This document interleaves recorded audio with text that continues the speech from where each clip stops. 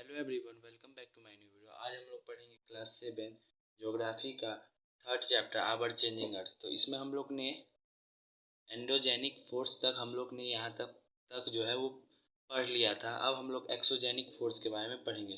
तो exogenic force जो है वो होता क्या है, तो जो फोर्स जो है वो अर्थ के सतह पर लगता है, अर्थ के सरफेस पे लगता है, वो जो है वो एक्सोजेनिक फोर्स होता है। तो हम लोग ने इसका डिस्कशन जो है वो हम लोग ने इसके बारे में पढ़ लिया था पिछले वीडियो में भी। तो अब हम लोग इससे आगे चलते हैं और पढ़ते हैं एक्सोजेनिक फोर्स के टाइप सब के बारे में, एक्सोजेनिक फोर्स के बारे में पढ़ते हैं।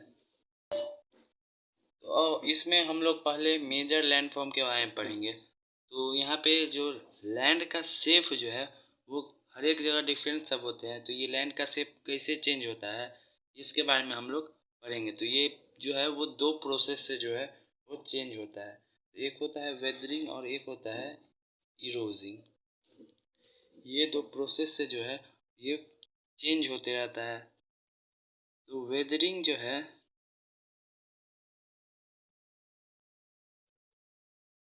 और इरोजिंग, ये दो प्रोसेस हो गया। तो वेदरिंग में क्या होता है, तो यहाँ पे वेदरिंग का डिफाइन दिया गया है। Weathering is the breaking of the rocks on the earth surface.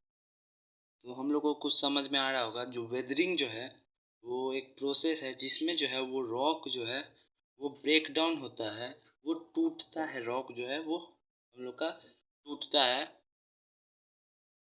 और इसको हम लोग वेदरिंग बोलते हैं। तो वेदरिंग का काम क्या क्या हो गया, रॉक को जो है वो तोड़ना हो गया।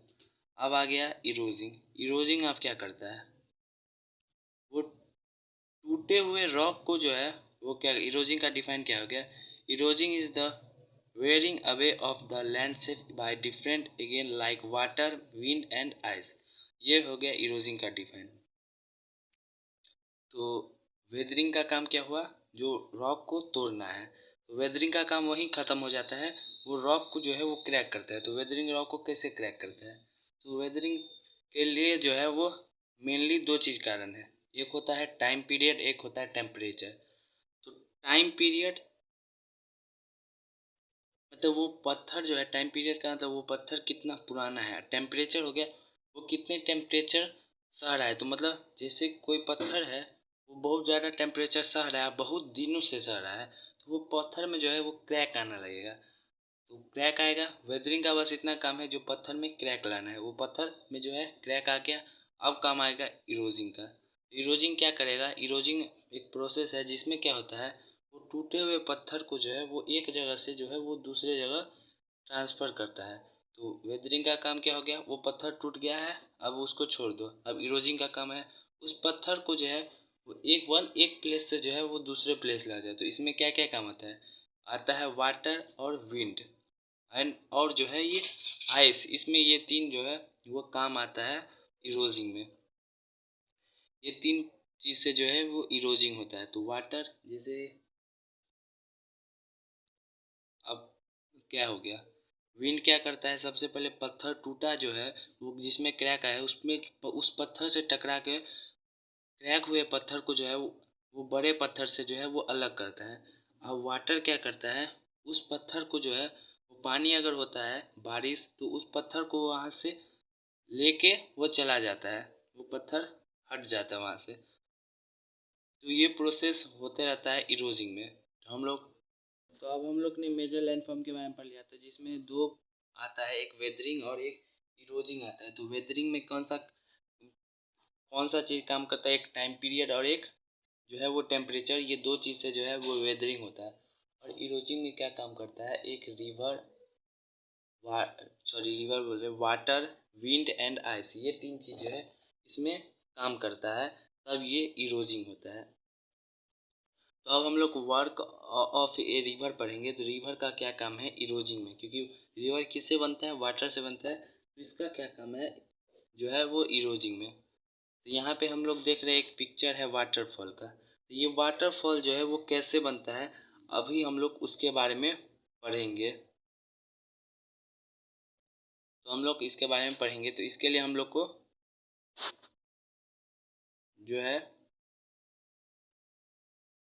क्या चीज़, तो इसके बाद बारे में हम लोग वाटरफॉल के बारे में पढ़ेंगे। तो इसमें जो है तो हम लोग समझने का कोशिश करेंगे जो वाटरफॉल जो है वो कैसे बनता है। अभी तो इस पिक्चर में देख रहे हैं जो वाटरफॉल जो है वो आया पानी और यहाँ से वाटरफॉल स्टार्ट हो गया। तो ये वाटरफॉल बनता है कैसे है, ये शुरू से तो ऐसा ज़मीन जो है वो वाटरफॉल के रूप में जो है वो तो नहीं रहता होगा, जो यहाँ से मुड़ा तो नहीं होगा। तो ये वाटरफॉल बनता कैसे है तो इसके बारे में हम लोग अब देखेंगे